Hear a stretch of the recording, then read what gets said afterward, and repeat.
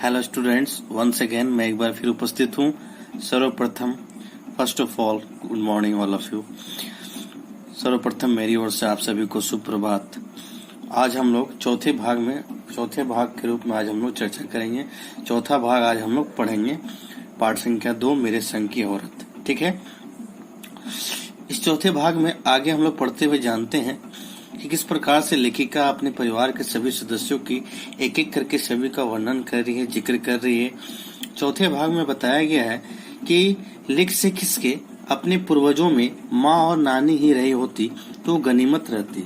लिख से खिसके का अर्थ होता है राह, यानी जिस राह में चल रहे हैं सभी उस राह से ना चलते हुए किसी अन्य राह पे चलना, है ना, अपना रास्ता बना लेना, उसे कहते हैं लिख से खिसके हुए। ठीक है, इसके बाद पर अपनी एक परदादी भी थी, लेखिका जैसा कह रही है, जिन्हें कतार से बाहर चलने का शौक था।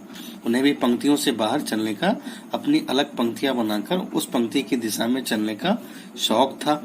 उन्होंने व्रत ले रखा था कि अगर खुदा के फजल से, फजल का अर्थ होता है खुदा की कृपा से, खुदा की दृष्टि से, खुदा की दया से उनके पास कभी 2 से ज्यादा धोतियां हो जाएंगी तो वे तीसरी दान कर देंगी। सोचिए, ऐसा कर रहे हो। जैन समाज में, जैन जो समाज होते हैं, जैन समाज, बौद्ध समाज, उसमें अपरिग्रह की शनक बिरादरी बाहर हरकत नहीं मानी जाती। यानी अपरिग्रह एक शब्द है यहाँ पर, अपरिग्रह का अर्थ होता है संग्रह ना करना, यानी इकट्ठा ना करना। कोई भी चीज अगर 1 से ज्यादा हो जाए तो जैन समाज में ऐसा मानते हैं कि उसे तीसरा जो है वो दान कर देना चाहिए। इसलिए वहां तक तो ठीक था, पर उनका असली जलवा तब देखने को मिला जब मेरी माँ पहली बार गर्भवती हुई। मेरी परदादी ने मंदिर में जाकर मन्नत मांगी कि उनकी पतोहू का पहला बच्चा लड़की ही हो। वो मंदिर जाती थी और मंदिर जाकर भगवान से विनती करती थी, मन्नत मांगती थी कि मेरा जो पतोहू है उसकी लड़की, यानी पहला बच्चा जो है वो लड़की ही हो।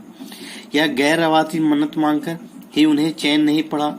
उसे भगवान और अपने बीच पोशीदा रखने के बजाय, पोशीदा का अर्थ होता है बीच में रखने के बजाय, गुप्त रूप से रखने के बजाय सरेआम उसका ऐलान कर दिया, ढिंढोरा पीट दिया।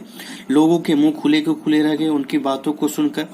उनके फितूर की कोई वाजिब वजह ढूंढने ना मिली। फितूर का अर्थ होता है पागलपन।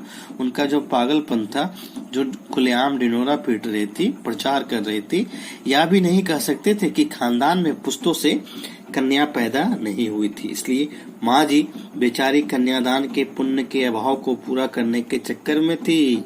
ऐसा भी हो सकता है क्योंकि पिताजी की ही नहीं दादाजी की भी बहनें मौजूद थी। हाँ, पहला बच्चा हर बहू का बेटा होता रहा था।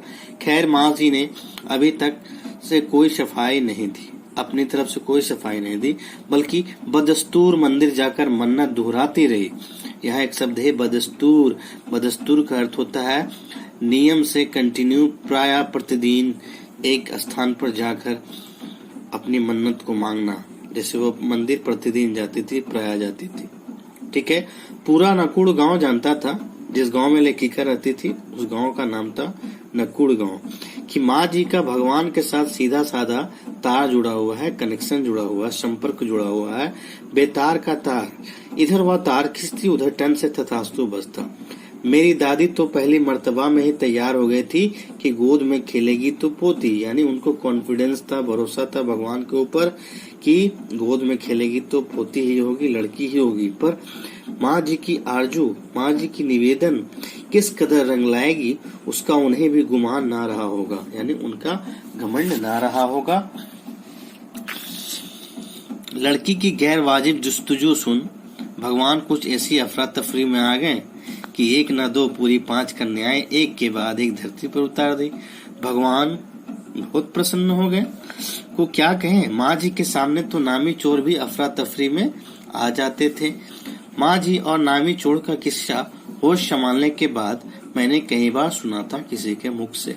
चोर की दीदार की खुशनसीबी भी हाथ आई थी। यानी चोर के दीदार का अर्थ होता है सामने से देखना, समीप से किसी को देखना, यानी निकट से।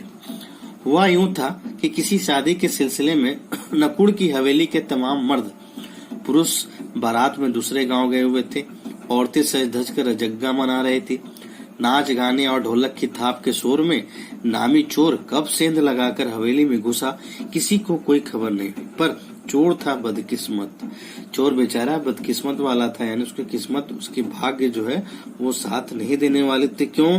क्योंकि जिस कमरे में घुसा उसमें माँ जी सोई हुई थी। औरतों के शोर से बचने को वे अपना कमरा छोड़ दूसरे में जा सोई थी। यानी जिस कमरे में वो प्रतिदिन सोती थी, आज जो है उस कमरे में ना सोकर वह किसी अन्य कमरे में जाकर सो जाती है। और चोर की जो किस्मत है, देखिए कितनी बदकिस्मत है कि वह उसी कमरे में प्रवेश करता है। तमाम चोर तमाम जुगाफिया दिमाग में बिठाकर उतरा था। उसे क्या पता था कि इतनी बड़ी बूढ़ी पुरखिन जगह बदल लेगी या स्थान बदल लेगी। खैर, बुढ़ापे की नींद ठहरी, चोर के दबे पांव की आहट से ही खुल गई।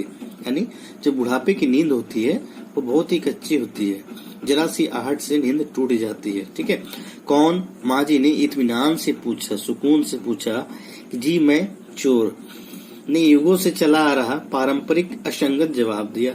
पानी पिला? माँ जी ने कहा। जी मैं चोर झिझक कर रह गया। आश्चर्य हो गया। मैंने कहा चोर, फिर भी वो कह रही कि पानी पिला। तब तक माँ जी बिस्तर के बराबर में टटोल कर देख चुकी थी, लोटा खाली था।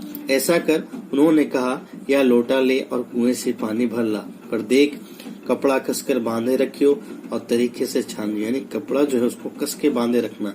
जो मुख में कपड़े को उन्होंने रखा था और एक प्रकार से छानने के लिए, स्वच्छ पानी के लिए उसको कह रही थी वो इस तरीके से छानियो। ठीक है, चोर घबरा गया। अंधेरे में उन्होंने कैसे जाना कि उसके मुंह पर कपड़ा बंधा है और कमर में भांग। भगवान से उसका तार जुड़ने होने की खबर उसे थी, पर बुढ़िया भांग भी छानती होगी, एकदम यकीन न हुआ कि कैसे वो अंदाजा लगा लेगी। इसी से कुछ हैरान परेशान हो उठा। जल्दी कर भाई। तभी माँ जी ने कहा, बड़ी प्यास लगी है, पर मैं तो चोर हूँ। मारे घबराहट और धर्म संकट के चोर सच कहा गया कि मैं चोर हूँ। ठीक है, तो फिलहाल आप लोगों को वीडियो पे इतना ही।